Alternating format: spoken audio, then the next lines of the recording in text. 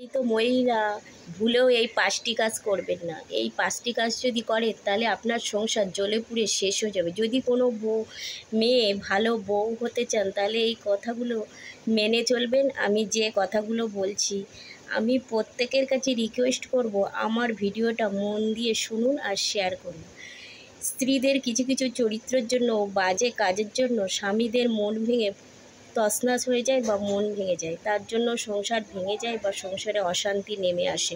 তবে চলুন জেনে নেওয়া যায় কী কী কারণ বা কী সেই কাজ যে স্ত্রীরা করলে সংসার জ্বলে পুড়ে ছারখার হয়ে যায়।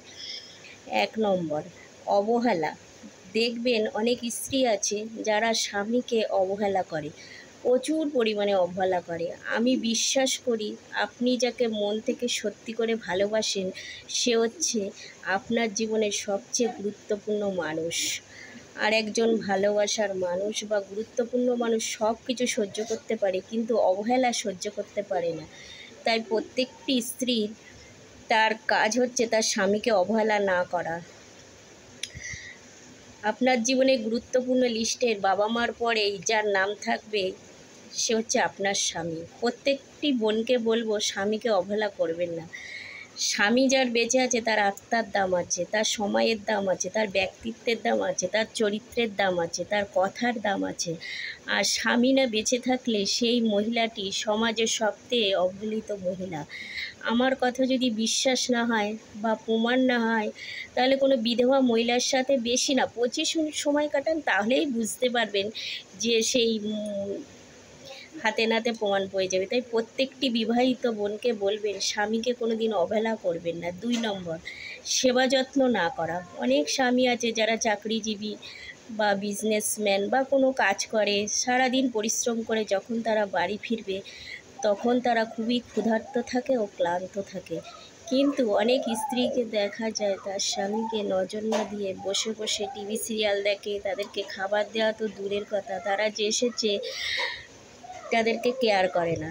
এটা একদমই করবেন না, এটা করা কখনোই উচিত না। কারণ মানুষ সারাদিন অক্লান্ত পরিশ্রম করে ফিরে আসে স্বামীকে যে স্ত্রীর কাছ থেকে একটু আদর বা একটু সেবা যত্ন বা একটু স্নেহ পাওয়ার জন্য। অবহেলা করবেন না।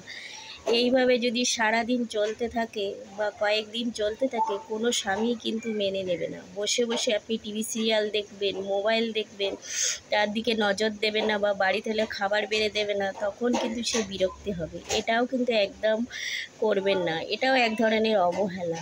আর এটা যে করে তার সংসারও সমস্যা হবে। ছোট ছোট সমস্যাগুলো একদিন বড় হয়ে যাবে আর সংসার ভেঙে যাবে। 3 নম্বর, তুলনা করবেন না। প্রত্যেকটি বিবাহিত বোনকে আমার অনুরোধ, কখনোই বিবাহিত পুরুষকে নিজের স্বামীর সাথে তুলনা করবেন না।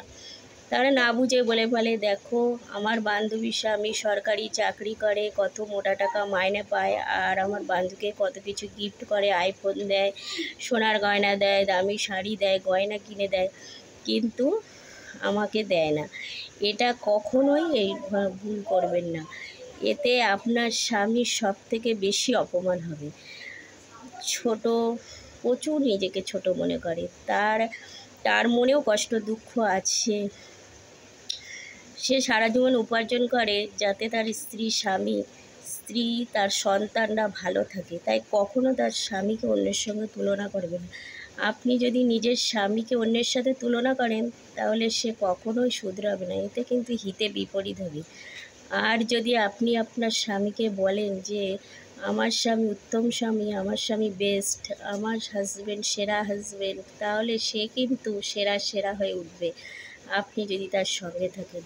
আর আপনি যদি তার খোঁটা দেন তাহলে সে সব থেকে জঘন্যতম স্বামী উঠবে। তাই বলছি বোন, কখনো নিজের স্বামীর সাথে অন্যের স্বামীকে তুলনা করবেন না।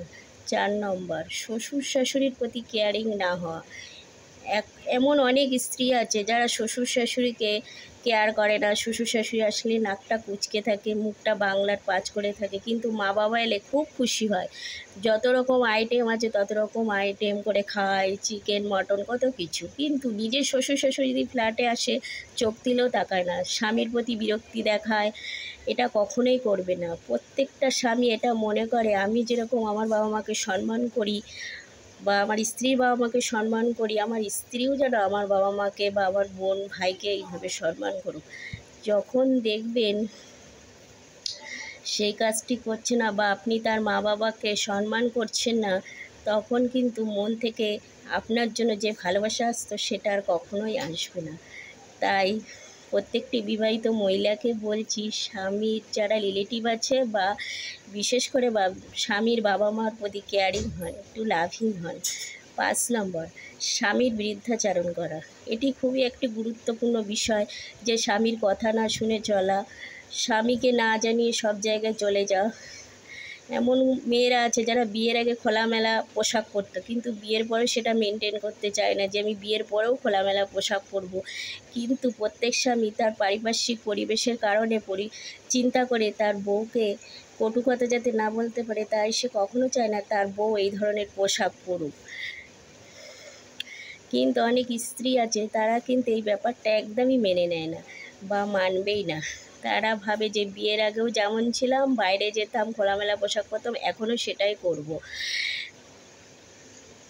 বা বন্ধু বান্ধবের সঙ্গে আড্ডা দিতাম, রাত্রি করে ঘরে ফিরতাম, এটা এখনও করব। কেন করব না? বিয়ে হয়েছে তা কী হয়েছে? এগুলো কখনোই করব না। এগুলো করা মানে স্বামীর বিরুদ্ধাচরণ করা বা স্বামীর কথা না শোনা। এগুলো করলে সংসারে অশান্তি লেগেই থাকবে।